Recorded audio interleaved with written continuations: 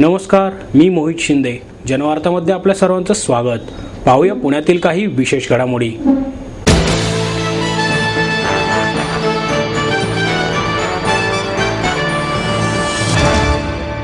काँग्रेसच्या विरोधात जे आहेत ते आमच्याबरोबर अभियानात सामील होऊ शकतात, असे आवाहन भाजपचे राष्ट्रीय सरचिटणीस राजीव प्रताप रुडी यांनी केलं. गुजरातचे मुख्यमंत्री नरेंद्र मोदी यांच्याकडे प्रचाराची धुरा दिल्यानंतर नमो सेवक ही नवी संकल्पना भाजपमध्ये उदयाला आली असून नमो सेवक बनून काम करा अशी हाक भाजपचे राष्ट्रीय सरचिटणीस आणि प्रवक्ते तसेच महाराष्ट्राचे प्रभारी राजीव प्रताप रुडी यांनी कार्यकर्त्यांच्या मेळाव्यात दिली. तसेच त्यांच्या नेतृत्वावर विश्वास ठेवा, त्यांच्या नेतृत्वाखालीच यापुढे काम करायचे आहे असेही त्यांनी कार्यकर्त्यांना सांगितले. येत्या रविवारी पुण्यात मोदींच्या निर्धार सभेचे आयोजन करण्यात आले असून तत्पूर्वी रुडी यांनी कार्यकर्त्यांना मार्गदर्शन केले. यावेळी शहराध्यक्ष अनिल शिरोळे, आमदार गिरीश बापट, आमदार भीमराव तापकीर आदी उपस्थित होते. श्यामाप्रसाद अटल सेवक असे कधीच संबोधले नव्हते.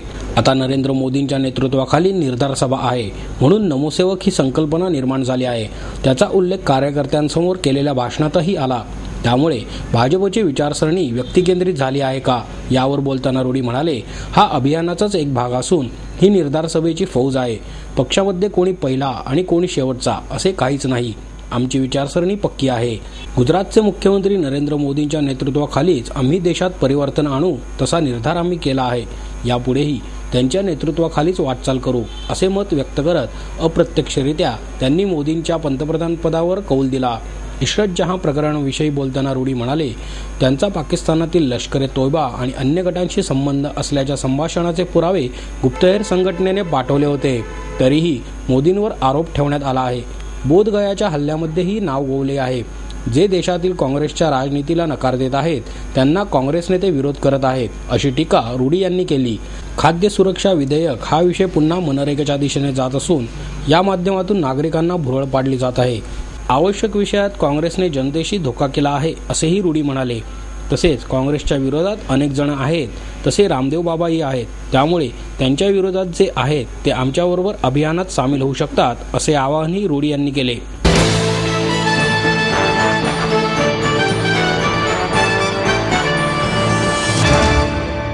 माहेर सोडून सासरी आले. इथेही प्रेमाची मायेची माणसं होती, पण माझं भविष्य सुरक्षित आहे याचा आनंद आत्मविश्वास वाढवणारा होता. Samruddha Jeevan multistate multipurpose cooperative society limited. गुंतवणूक भावनांची, आनंद लक्षावधीचा. Samruddha Jeevan multistate multipurpose cooperative society limited.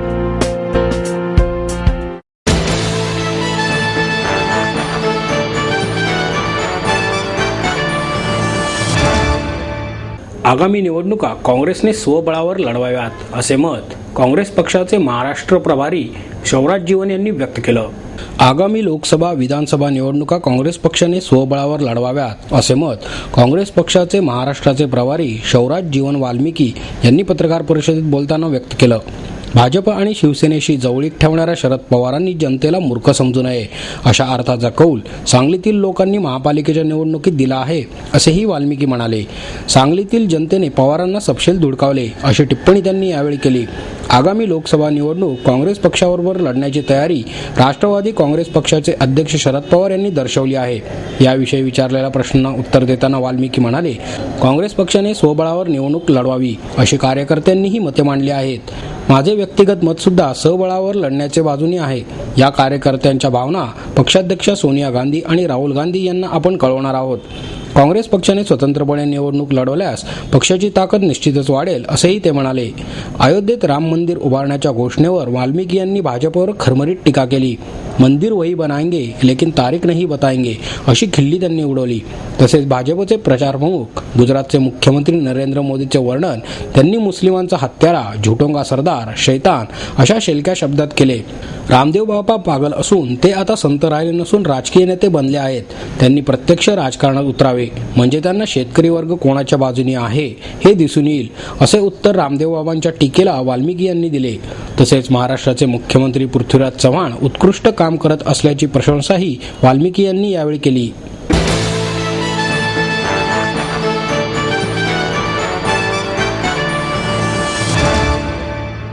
काँग्रेससारख्या लुटारू पक्षापासून देशाला वाचवण्याची आता गरज आहे, असे प्रतिपादन योगगुरू रामदेव बाबा यांनी केलं. पतंजली योग समिती, किसान पंचायत आणि भारत स्वाभिमान चळवळ यांच्या संयुक्त विद्यमाने आयोजित युवा भारत चळवळीचे युवक आणि महाराष्ट्रातील कार्यकर्त्यांच्या संमेलनाला संबोधित करण्यासाठी रामदेव बाबा पुण्यात आले असता त्यांनी पत्रकारांशी संवाद साधला. काँग्रेस देशात सांप्रदायिकतेच्या नावावर दंगली घडवत असून काँग्रेसच्या हातात देश सुरक्षित नाही. देशाची अर्थव्यवस्था काँग्रेसने पूर्णपणे डबघाईला नेली आहे. अशा परिस्थितीत काँग्रेससारख्या लुटारू पक्षापासून देशाला वाचवण्याची गरज आहे आणि हे कर्तृत्व केवळ गुजरातचे मुख्यमंत्री नरेंद्र मोदी यांच्यामध्येच आहे. काँग्रेसचा पंतप्रधान पदाचा उमेदवार राहुल गांधी निष्क्रिय आणि कुचकामी आहे. मोदी हिरो तर राहुल झिरो आहे, असे टीकास्त्रही रामदेव बाबा यांनी काँग्रेस पक्ष आणि गांधी घराण्यावर सोडले. जनतेची सुरक्षा आणि समृद्धी राखण्यात काँग्रेसला पूर्णपणे अपयश आले आहे. स्वातंत्र्यानंतर प्रथमच रुपया नीचांकी पातळीवर गेला आहे. काँग्रेसची सत्ता आणखी काही काळ देशावर राहिल्यास ते देशच गहाण टाकतील. त्यामुळे 2014च्या निवडणुकीत काँग्रेससारख्या भ्रष्ट आणि चारित्र्यहीन पक्षाला सत्तेपासून रोखणे हे माझे ध्येय आहे. यासाठी देशभर जनतेत जागृती करण्याचे काम युवा अभियानाच्या माध्यमातून केले जाणार आहे, असे रामदेव बाबा यांनी सांगितले. आतंकवादी हल्ल्याबाबत काँग्रेस गंभीर नाही. काँग्रेस हा देशाच्या सुरक्षिततेसाठी योग्य पक्ष नाही. सुरक्षा एजन्सीमध्ये भांडणे लावण्याचे काम काँग्रेसवाले करत असून डॉक्टर मनमोहन सिंग हे केवळ नामधारी पंतप्रधान असून विदेशी महिलेच्या हातात सत्तेच्या चाव्या आहेत. सोनिया गांधींना पंतप्रधान बनण्याची हौस असेल तर त्यांनी निवडणुकीच्या रिंगणात उतरावे, असे आवाहन देत रामदेव बाबा म्हणाले, महात्मा गांधी यांच्या नावाचा वापर करून हे लोक अहिंसेचा अपमान करत आहेत आणि काळा पैसा जमा करणाऱ्यांना पाठीशी घालत आहेत.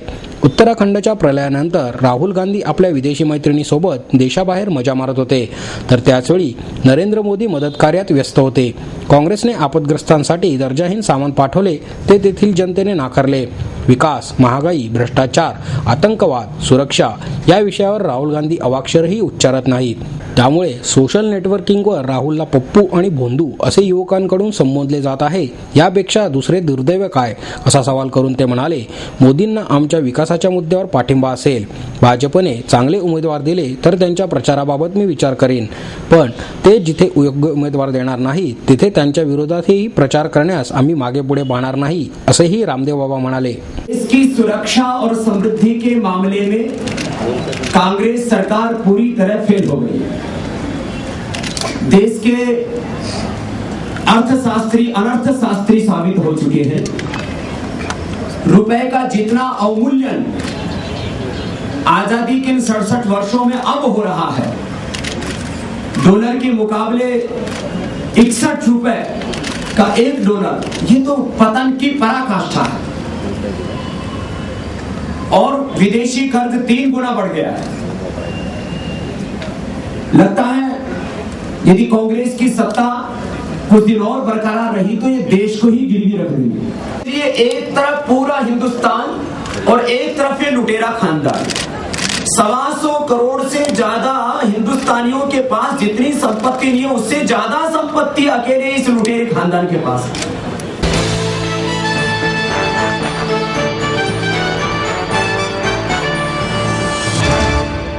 आई वडिलांनी पै पै जमवून मला शिकवण्याचा निर्णय घेतलेला कळत होता. माझ्या उच्च शिक्षणासाठी त्यांनी मला कायमचा आधार मिळवून दिला होता. त्यांनी स्वतःसाठी कधीच काही केलं नाही, पण माझ्यासाठी Samruddha Jeevan multistate multipurpose cooperative society limited. गुंतवणूक भावनांची, आनंद लक्षावधीचा. Samruddha Jeevan multistate multipurpose cooperative society limited.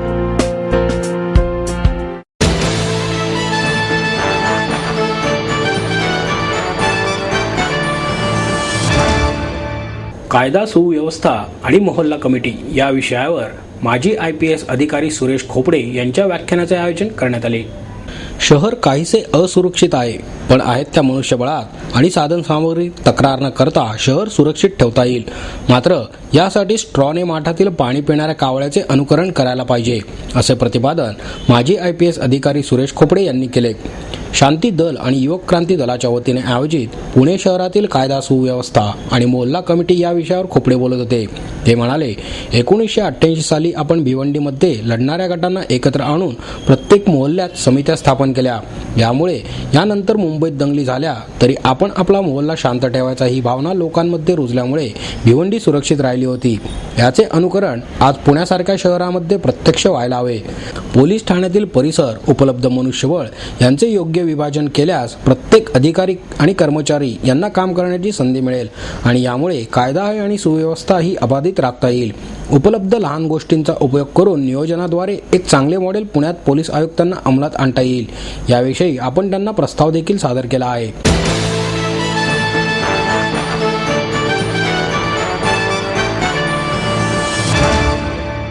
महाकवी कालिदास यांच्या मेघदूत काव्याचा रंगमंच आविष्कार बॅले स्वरूपात सादर करण्यात आला.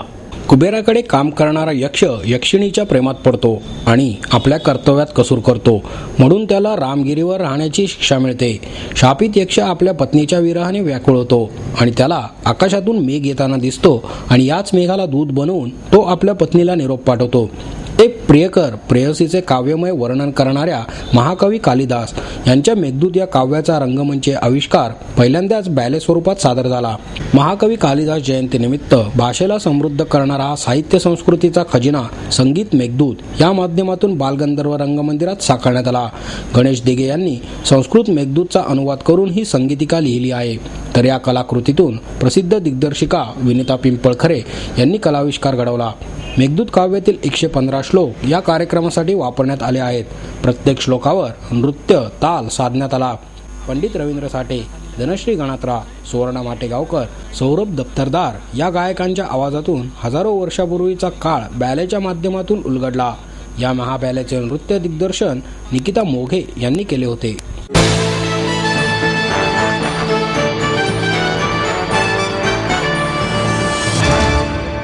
आपको देता है एडमिशन के साथ अपॉइंटमेंट लेटर भी. B civil, computers, electronics, electronic and telecommunications, IT and mechanical. MA computers, electronics, IT and mechanical. Diploma engineering, mechanical and computer. MBA finance, HR and marketing. BCA, BBA, MBA and MCA for engineering और साथ ही D.Pharm, B.Pharm और M.Pharm भी. Siddhant international school CBSE from nursery to 5th standard.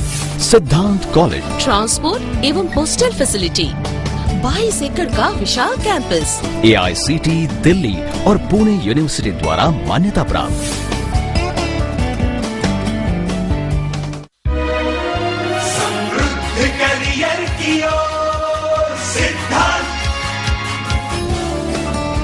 Siddhant college, सुदुमरे, Pune.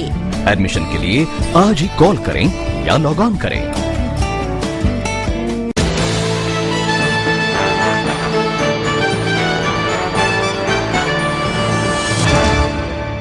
पहिले सुंबरान साहित्य संमेलन 14 जुलैला पुण्यात होणार आहे.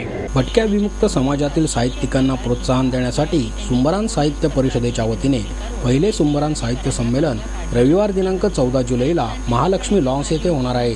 इतर मागासवर्गीय आणि भटक्या विमुक्त समाजातील साहित्यिकांच्या साहित्य गुणांना वाव देऊन त्यांच्या साहित्यकृती समाजासमोर आणणे, याचबरोबर या समाजाच्या व्यथा वेदना समाजासमोर आणण्याच्या दृष्टीने या साहित्य संमेलनाचे आयोजन करण्यात आले असल्याची माहिती डॉक्टर तुकाराम पाटील यांनी दिली.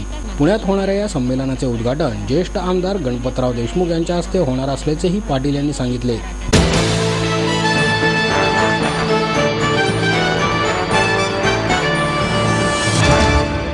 आपलं स्वप्न, आपलं मन, आपलं स्वतःचं घर हेच खरं धन.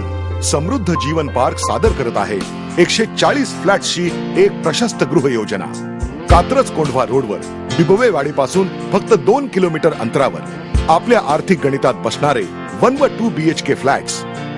तब्बल 3 मजली पार्किंग सह ऐस पैस गार्डन, क्लब हाऊस आणि इतर सुविधांनी सुसज्ज. बुकिंग साठी संपर्क 9850937373 9850947373. समृद्ध जीवन, नांदी सौभाग्याची, सुरुवात प्रगतीची.